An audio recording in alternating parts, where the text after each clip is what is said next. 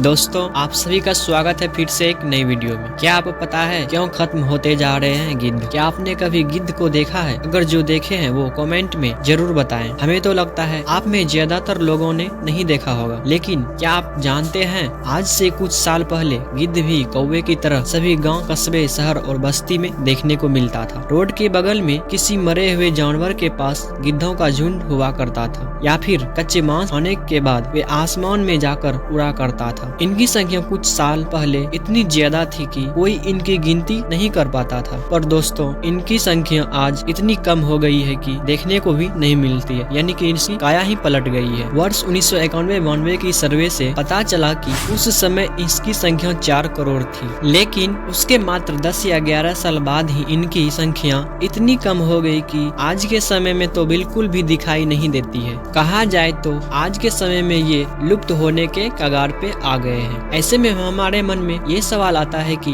हमारे पर्यावरण के लिए इतने फायदेमंद कहे जाने वाले गिद्ध आखिर लुप्त क्यों हो गए? इसके पीछे की वजह क्या है? अगर आप भी जानना चाहते हैं तो वीडियो को अंत तक जरूर देखें, और चैनल पर नए हैं तो चैनल को सब्सक्राइब कर बेल आइकन को प्रेस कर दें। साथ में वीडियो को लाइक करना ना भूलें। लाइक, सब्सक्राइब और कमेंट करने में पैसा लगता है? नहीं लगता है ना? तो फिर कीजिए ना लाइक, सब्सक्राइब और कमेंट।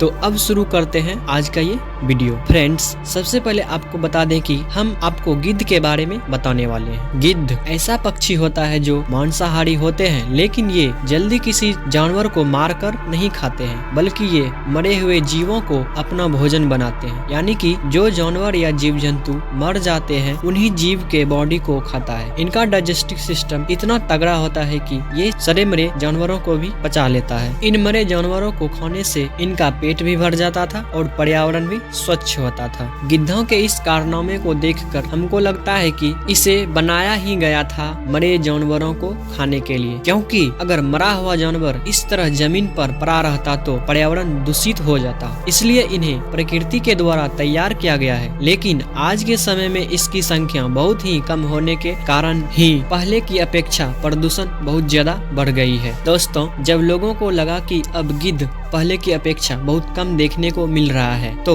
उसी समय साल 1987 के आसपास जब वैज्ञानिक प्रभु प्रकाश ने इनका सर्वे किया, तो उस समय राजस्थान के केवलादेव राष्ट्रीय उद्यान, जो कि भरतपुर में स्थित है, 2900 स्क्वायर किलोमीटर में फैला है। इसमें घोंसले बनाने वाले गिद्धों की संख्या 353 बताई गई थी, लेकिन 1996 तक आते आते इनकी संख्या आधी हो गई। वैज्ञानिक को ऐसा देखकर कुछ अचंभित सा हुआ। जिधर भी नजर उद्यान में पड़ता था उधर ही मरे गिद्ध नजर आते थे, और साल 2000 तक केवलादेव राष्ट्रीय उद्यान में एक भी गिद्ध नहीं बचा। ऐसा नजारा देखकर सभी वैज्ञानिक को चौंक सा लगा। आखिर ये हो क्या रहा है? सारे वैज्ञानिक ने इस पर चर्चा कर एक निष्कर्ष निकाला। वो निष्कर्ष ये था कि एक मरे हुए गिद्ध को लैब में लाकर उसका टेस्टिंग किया जाए। तो उस टेस्टिंग से पता चला कि जानवरों को जब दर्द का इंजेक्शन दिया जाता था तो वह जानवर उसके बाद ठीक हो जाता था, लेकिन